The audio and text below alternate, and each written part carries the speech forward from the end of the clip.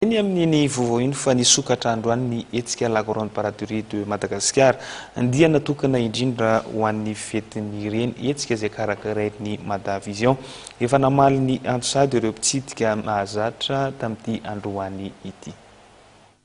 Nisokatra androany ny varavara lampany fanatanjahantena sy ny kolontsaina etsy Mahamasina izay misy ny la Grande Braderie de Madagascar hetsika natokana ho amin'ny fetin'ny reny ary karakarain'ny Madavision.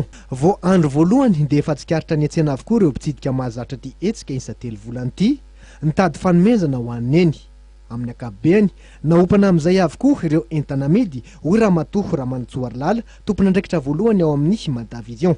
Maro ny karazany entana tena azo atao fanomezana anatin'ny fetin'ny reny, ny boky, lamaody, ny mety ilaina amin'ny fiainana andavanandro, ao ny sponsor MJ izay afaka azahoantsika vilany na lapoaly vaovao miaraka amin'ny fihenam-bidy 50% mitondra ny vilanitsika izay efa toto any an-trano isika dia mahazo an'izay ny 50% zay. Io na vilany tsy hovidiana tao amin'izareo ary dia afaka entinao tsara aty amin'ny Grande Braderie mba azahoanao izay fihenam-bidy izay.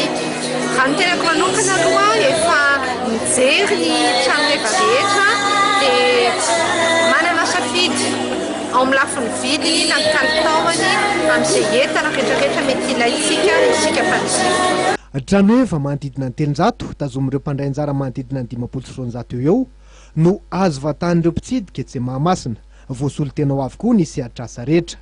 Mampiavaka ty hetsika la Grande Braderie de Madagascar ty ny fihenam-bidy 500 isan-jato farafahakeliny. Nilaza ny hoentitra ny Madavision amin'ny fanaraha-maso ny fampiarina izany fihenam-bidy izany.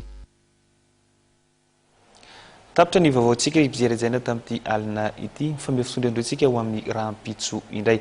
Veloma tompoko lahy, veloma tompoko vavy.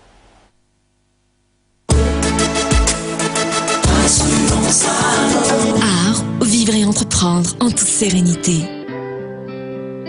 Un ultra noté, les vauvaux.